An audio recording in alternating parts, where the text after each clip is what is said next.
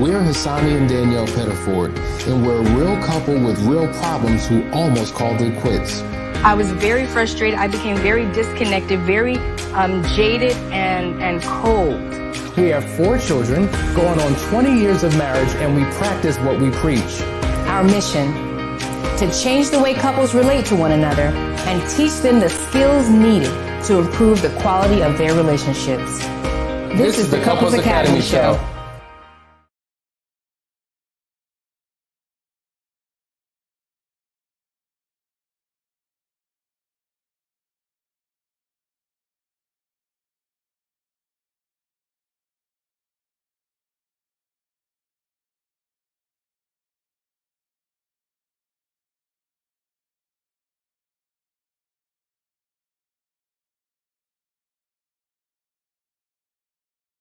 Season 2. To be back. And we're glad to have each and every one of you with us. So listen, we want to make sure that you are connected to us, right? We want to make sure that you are a part of our conversation. They can't hear us. They can't hear us. They can't hear us. No. Okay, you guys can't hear us? No sound. No sound?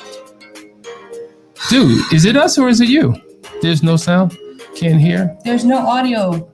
There you go. Somebody said, there you go. We have sound? Rashawn, thank you. No can you audio guys hear for us? Me. JD can hear us, right? I think some folks can hear and some folks can't.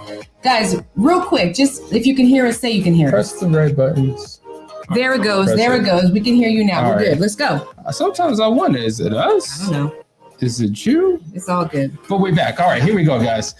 Listen, there's a lot going on in the world. There's a lot going on in the news, and we want to have a conversation with you about what's happening. But before we do it, we just want to connect with everybody. So make sure you first like, share, and subscribe. Get the word out. We want everybody to be a part of this. Now, just know that when you like the page, when you like it, that means that you are voting for us and you allow us to really appear high in the algorithms so that other people get to experience what you get to experience every single morning. So that's all we ask you to do. We put all this content together. We come on here and we do everything that we need to do to give you what you need. All we ask is that you click like and that you click subscribe. And that you share, Boom. share, because that actually helps us as well. All right. So let's welcome the people here. Well, I want to welcome everybody to the show. I forget. So it's been so long. We have broken our rhythm. Okay. So good morning, Tora. Good morning, Vashawn, Louisa, Clarence, Vashawn. Again, Clarence, good morning, Dwayne, JD, hello. JD's been waiting. Can I just pause on JD? JD, you have been waiting. He has reached out. When is the show going to start? And I just want to say, God bless you. Your son is coming along looking good. Beautiful, beautiful son that he just birthed. So, he and his wife just birthed. And I'm so happy and proud of you. So I'm so glad to see you this morning. Good morning, JGDD. Good morning, everybody. Thank you guys for joining us. We are going to jump right into the topic today. Yes, today we're talking about marriage in the news. There's so many things that are happening, and you know what? We had a good conversation about that this morning. We certainly did. And you know what? The reality is we have to have somebody who speaks to the topic. So we want to engage you in a conversation. Now, the first thing up is if you've been not under a rock, you know that there is a high-profile couple who's going through a very public divorce, Bill and Melinda Gates, and it's been all over the news. And we figured, you know what, we're Couples Academy, we got to talk about it. So let's watch this quick clip to hear a synopsis of their situation, and then we're going to get into a conversation. After nearly 3 decades of marriage, Bill and Melinda Gates have filed for divorce, ending what some consider one of the most consequential marriages in American history, each tweeting a joint statement saying, "After a great deal of thought and a lot of work on our relationship, we have made the decision to end our marriage," adding, "We no longer believe we can grow together as a couple in this next phase of our lives." The brief statement also noting their 3 incredible children and their philanthropic foundation, saying, "We continue to share a belief in that mission and will continue our work together at the foundation." Most recently, their foundation has been focused on the fight against COVID-19, pledging almost $2 billion to speed up the vaccine effort. Well, our foundation has been one of the very few funders for this new mRNA approach because it'll help not just for COVID with malaria and HIV as well. The couple met in 1987, shortly after Melinda joined Microsoft as a product manager. In the Netflix series Inside Bill's Brain, Melinda joked about Bill's methodical approach to romance. He had to make a decision One day I walked in his bedroom and his whiteboard had the pros and the cons of getting married. In January, Melinda opened up to Savannah about life during quarantine and what it was like sharing housework with Bill. Neither of us are very good at cooking, and so we are both doing a lot of microwaving. The couple's oldest daughter, Jennifer, posting that her parents' divorce is a challenging stretch for the whole family. The Gates split follows the 2019 divorce of another Seattle-based billionaire, Jeff Bezos, who ended his 25-year marriage to Mackenzie. She walked away with more than $35 billion, immediately making her one of the world's richest people. So far, no word on how divorce will impact Bill Gates' estimated $124 billion fortune. There's absolutely not a template for a divorce of this magnitude. And add to that how big and complicated the Bill and Melinda Gates Foundation is. We haven't seen anything like this before. It's also unclear how it could impact the so-called giving pledge the couple helped create, a collection of wealthy families who've committed to giving a majority of their wealth to charitable causes. Hoda? Aaron, you mentioned Bill Gates' massive fortune. I think you said it was $124 billion. So what are some of the assets that they may be dividing?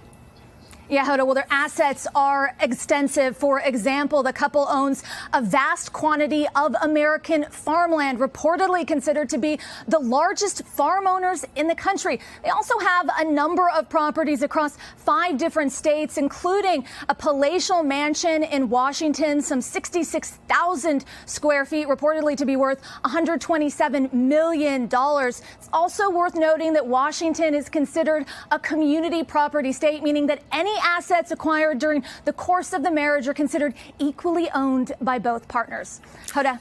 All right, a lot to work out there. All right, Aaron, thank you. Hey, thanks for watching our YouTube channel. Find your favorite recipes, celebrities. Yeah, man, there's a lot going on there, right? It is. Danielle, if you divorce me, you may get about $300, a bike in the back, because the way my checking and savings account is set up, it's just not going to work out for you. So we might as well just stick together and make this thing work. But the reality is the impact that marriage has on a family, He was scared I was going to comment. That's why he kept moving on so fast, right? You saw my face. You can't squeeze water out of a rock. You can only get what you can get. He said, I better keep talking. Let me keep talking. Go ahead. What's your point? But here's the deal. Like, marriage has such a tremendous impact. Now, we know that there's obviously an emotional cost, a relational cost. But in this particular case, there's a huge financial cost. There's a huge financial burden. This is a power couple who has dedicated their lives to a purpose bigger and greater than themselves. They've dedicated their time, energy, and effort. And then when they go through crisis, it impacts just everything and everyone around them. I mean, I think, a high profile case like this, where we're talking billions of dollars, right? I mean, you're not going to be broke. You're probably okay. I don't really think there's anything that you cannot afford to do when you're living in the billions. I think the big issue is when we scale this down to our realities, because what they going through, we don't have a concept for it. As Hoda said in the interview, she said there's not even a template for this level of divorce. But what about the regular folks? What about us that actually, when we do divorce, it is catastrophic? It is splitting all of our assets. It's splitting children that are not grown. See, their children are grown. And that was one of the things that Bill Gates' wife did. They both agreed to wait till their children were grown and handled. They probably would have been divorced, right? So they put other things before themselves to do this the way that they did it. Plus, they've got endless coins, okay? Those of us over here who are living, making ends every week and got to cash a check and split it and pay the bills and all these things that are the reality to most people, that's when it becomes catastrophic. Now, let's talk about this, because there's several points that we can hit in the story. But to your point, the last thing that was mentioned was they wanted to wait till the kids were old enough, till they were adults or grown, before they split. But I will tell you, when we talk to a tremendous amount of children, and I'm not talking about 18 or younger, we're talking about early 20s, mid 20s, early 30s, when their parents divorce, of course, at a certain age, you're able to deal with it, but there's still a significant blow. I mean, even the children came out and said, this is going to be a very hard thing for us to deal with. We're in pain as a result of this because their very identity, their lifestyle, everything that they've done has been attached to a mom and a dad, a mother and a father. And the fact that they're now splitting has an impact on children's identity, their sense of self, their sense of security, all the things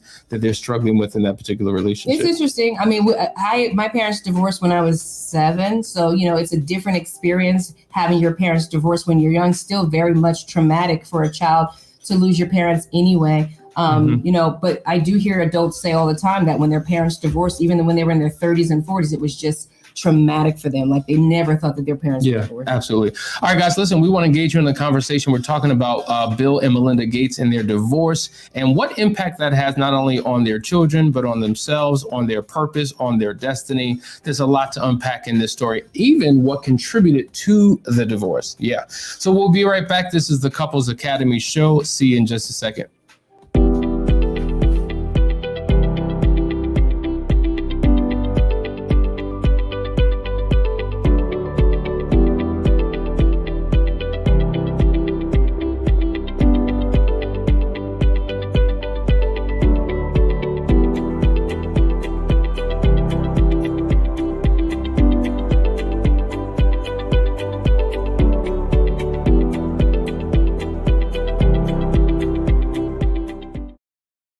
Have you been struggling with issues that have gone unresolved for significant amounts of time? Are you desperate for change but don't know exactly what to do? Well, Couples Academy has the answer. The Gottman Relationship Checkup is a clinical tool that scientifically evaluates relationship strengths and challenges through a comprehensive assessment based upon 40 years of research. With it, each partner completes the assessment in 5 key sections: friendship and intimacy, trust and safety, conflict management, shared meaning, and individual areas.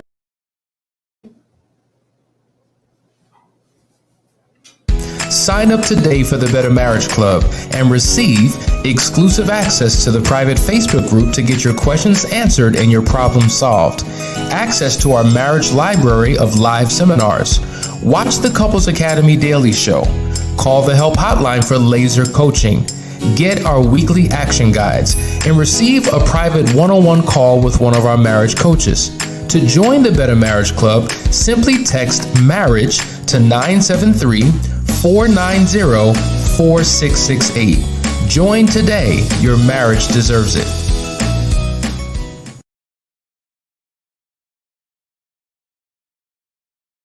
Technical difficulties, because this is what happens whenever we do a show. So hopefully you can see us, but we're going to continue the conversation and just go with the flow. One of the other things that we want to talk about regarding this divorce, it's been crystal clear that they said that there was no way back from this, that they've reached a place where they can't restore their relationship. And oftentimes we hear many people say, you know what, we're divorcing.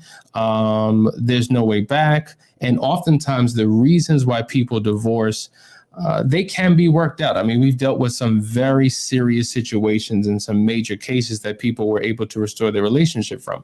But in this particular situation, it seems like one of the contributing factors, in addition to what was going on inside of their relationship, were outside influences. And so this is why we say it is critically important to really be careful with who you associate with, because as they say, birds of a feather flock together. And in this particular case, we know that Jeffrey Epstein was a major influencer and associate of Bill Gates. Now, if anybody knows about Jeffrey Epstein, this is an individual who has been known for pedophilia, sex trafficking, being involved with younger children, and actually, for lack of a better term, selling people, transporting young children to the elite.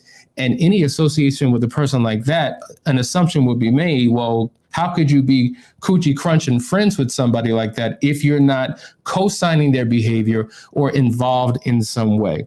And there were several meetings that Epstein had with Bill and Melinda Gates. And after those meetings, Melinda was very, very concerned and wanted that relationship to come to an end immediately. And he maintained that relationship for several years. We know that there were times when Bill got away and spent some time with Epstein at his Manhattan apartment for several days. And so they had a very, very close relationship. So, I mean, that is a contributing factor to this divorce. Have you ever heard the term guilty by association? Without a shadow of a doubt. I learned that term when I was about 13 years old, walked into a convenience store with a friend of mine to go and get some chips or something like that. And the guy comes from behind the counter and he says, no, get out, to my friend, right? You steal. She had come in that store and stolen before. I had never stolen from this man, but guess what he did after he hollered and screamed at her and told her to get out? He turned to me and said, and you get out too. You're guilty by association. Wow. This is why I choose my friends like I choose my fruit. Thank you, Erykah Badu. Okay? Because it's important. And when you look at your spouse and you start to see them surrounding themselves with questionable people and who have questionable behavior, that can become a problem. So obviously his wife, and who knows? I mean, they could both be guilty. I mean, you've been associated with this man for a long time before you divorced. So who knows what you were into? For all we know, she could have just had enough of the foolishness. I can't imagine how a wife can be married that long and not know something about what you're going on, especially with the resources that you have nowadays, okay, to be able to track people, know everything that's going on. My point in that is that who your spouse hangs around with is important. Clearly. It is. It really is. So that was a major blow. But, when you consider their relationship as well, it appears that they had some type of agreement. Now, prior to them getting married, he was involved with another woman and asked the other woman for permission to marry his wife. And then a part of their agreement once they got married was, listen, once a year for a long weekend, I want to go away and still remain connected to my previous girlfriend. Well, that answers the question. Yeah. So it's just like, it's almost like Pandora's box. Once you open your marriage up to one thing, you make it really susceptible to a host of other things that you may not be prepared or ready for. Wow. I mean, this is what I call raising the hedges around your marriage, right? It's more than just what's happening inside your roof. It's actually what happens when your spouse and when you leave your home, right? Who are you associating with? What are you doing? Where are you going? All of these things matter to protect the marriage and the foundation of your family. Listen, guys, open marriages, and it seems like that's what they had from the very beginning. And every couple have different rules that they establish if they choose to have an open marriage. And the idea is that, as long as we keep it open, as long as we're honest, everything should be good. But there is betrayal even within open marriages. We do have couples who come to us who are in tremendous pain, who have suffered infidelity, even though they had these arrangements. And somehow they think, we can have the best of both worlds and things will work. No, it can't. Listen, marriage was designed not by society, not by government, right? Not by people, but by God. And God put a particular plan in place, a system in place, and laws and rules to protect the sanctity of that relationship. And when you decide to rewrite the script and redefine what you think marriage should be, then you're opening yourself up to the possibility of things going wrong. Now, that does not mean that it's guaranteed to go right if you do it the way that God designed it, but it puts you in a better position and you have a better foundation to ensure the probability that it can go right. There is the human factor. There's the human element, and we have a tendency of messing things up. But foundationally, you have to start off right because, as we always say, the origin of a thing determines its nature. So if it starts off wrong, then you have the possibility of something that can ultimately be wrong. And now we're seeing 20 whatever years later, it all coming out in this particular marriage. So as you see other couples go through what they go through, rather than talking about them, learn from it. You can learn what to do and what not to do by taking a look at the situations that people are going through. Wouldn't you say? I agree. So guys, listen, there's another thing that's happening in the news. I thought it was quite interesting. Hopefully this video plays with no problem, but it's dealing with underage marriage. Oh my gosh. All right, this is a topic within itself. So let's go to the video right quick and walk through this. Child marriage is a reality in the US, and it's happening a lot. More than 200,000 children were wed over the past 15 years alone. Mostly underage girls marrying adult men, and in many cases, these girls are not going willingly. But how is this possible? Well, in all 50 states, marriage under the age of 18 is legal, thanks to a number of loopholes, typically through parental consent or court approval. And only 10 states have laws against forced marriages. Like in other parts of the world, there are many different factors playing into why it's plaguing the US as well, ranging from cultural, social, religious, and economic issues. Parents may be trying to control their child's behavior or sexuality, or use them as a means to solve financial problems. Like in the case of Daniel and Savilla Stoltzfus, who gifted their 14-year-old daughter to a Pennsylvania man who...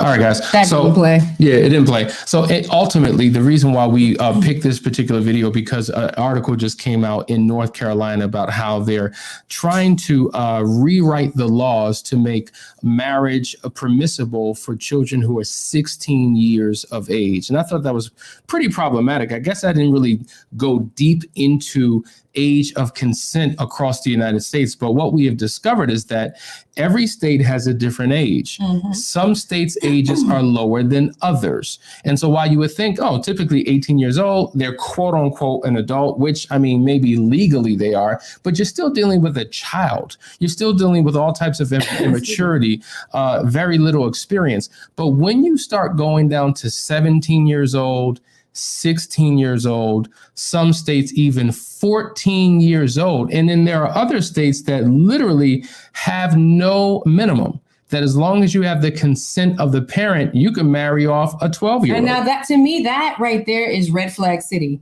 because now we got to look at the parents. That if you have parents consenting to marry your child off at 14, to me, this is where we get into that gray area. Because now, okay, we talk about sex trafficking, right, as an illegal issue out here.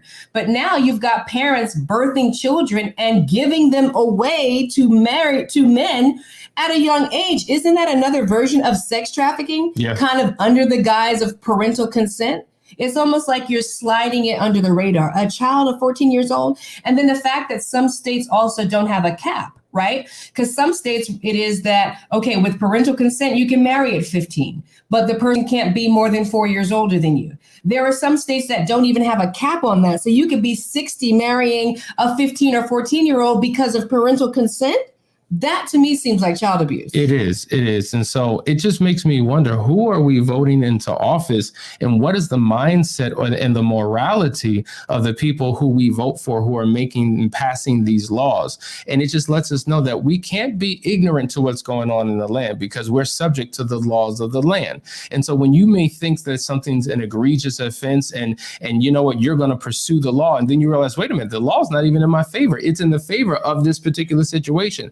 That's why we have to get involved. See, we talk about this all the time, that marriage is God's secret weapon for kingdom domination in the earth. But the marriage is not for just your benefit, but there's a purpose attached to it. And sometimes you have to step outside of your own unit and figure out what influence and what impact can we have, spreading the gospel and allowing the kingdom of God and the culture of the kingdom to spread throughout the world. And that means that we've got to take the mission and the stance that we have for marriage into the community, into the courtroom, into the school system, everywhere we go, so that it all lines up with what God has intended for us, so that we can live our best lives and have the best relationships that we can have. I agree. And, one last point just came to me as I read this. North Carolina, the age of consent is 18. With parental consent, a person can marry at 16. A person can marry at 14 with judicial consent, which is given if the person is pregnant or has given birth to a child.